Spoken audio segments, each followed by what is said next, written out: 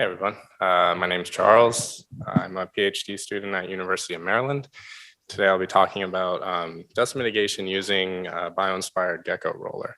And I'd just like to thank my advisor for supporting me in this research and also the undergrads that have helped work on getting the results.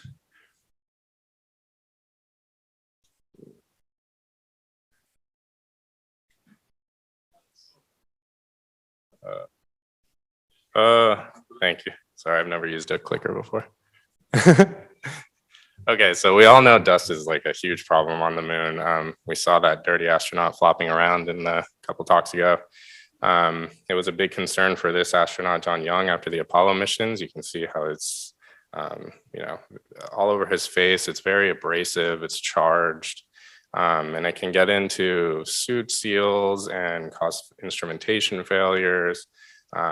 And it's abrasive even to the congestion, the respiratory system of a human being.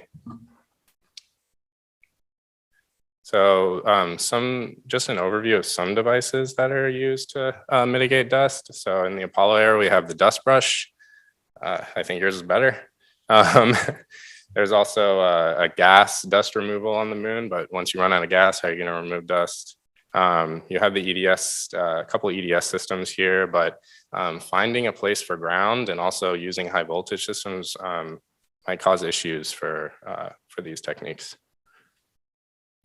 So what we devised is using a synthetic silicone gecko roller to remove dust. So basically, on the toe of a gecko, you have millions of setae. There are these like little hairs, and on the ends of these little hairs, there's thousands of spatulae. And when a gecko is loading itself in shear on a wall, that creates huge van der Waals forces to support the gecko's weight. And so we thought this might be a good way to use adhesion and remove dust from surfaces. And so on the right here, you can see that you can see how dirty this is. We just put this on a conventional lint roller. And so it's a handheld device that is pretty intuitive to what we use here on Earth.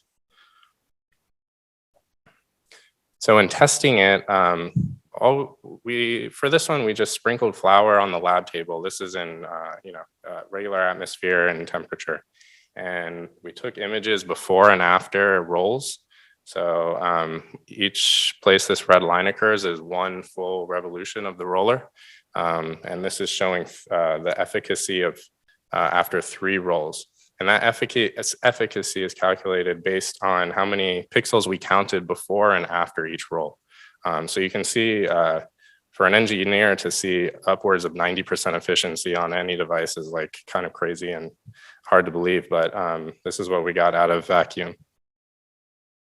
We also borrowed a swath of spacecraft suit from NASA Johnson, and here we use cinnamon. So before flour, it's way clumpier. This time we used a less clumpy, less cohesive granular material of cinnamon.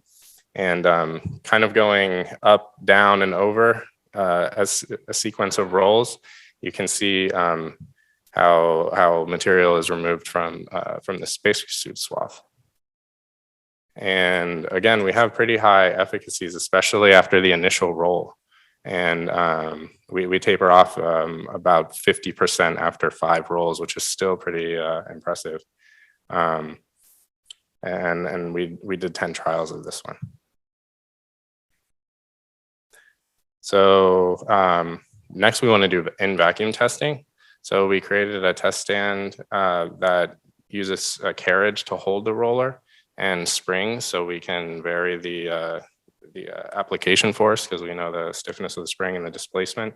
And we haven't gotten good data on this yet to be able to do that efficacy calculation. This is pretty much a prototype, so we're still kind of fine-tuning things.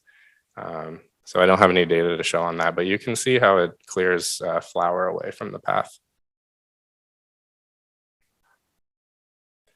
Yeah, so this is, in conclusion, this is a really effective method for removing dust, and it's just very intuitive and passive type method. Like you don't need any electric voltage or gas or anything.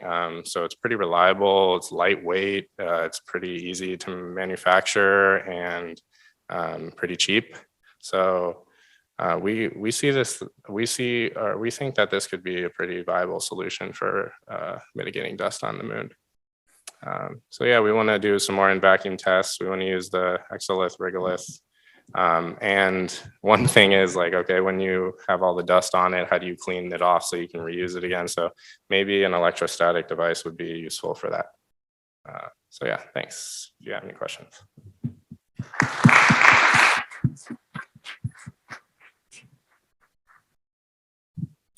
We have time for a question. One quick question. So I really like the approach of using flour and cinnamon for some of these earlier testing. But one of the difficulties that we have when we're working with the nicer lunar simulants is the size distribution. So if you have some of the larger dust particles that have smaller ones nearby and you're rolling over it, does the presence of that large particle make it difficult for your surface to pick up the smaller particles nearby? Yeah, so with some preliminary tests with exolith, like just the smushing of the material was kind of an issue. So like rolling over and compacting it and removing that top layer was effective even with big particles, but then you just leave a residual layer behind. So it'll take successive rolls, but the efficacy drops after that. So there's going to be some balance between particle size and we haven't, yeah, basically. Thank you. And we actually have one, I'm going to throw in one more question from online. Yeah. And there were actually a couple, but did you compare the efficacy to using a standard lint roller or other options like a brush or something? Yeah, well, lint rollers suck for this. But so we did. It's not as effective. We also tried using Scotch tape to remove it. It's not that good, but I should also mention that this is also great for space because it's an adhesive that doesn't outgas. So yeah, we tried other things. This is better. Great. Okay, thanks. Thank you.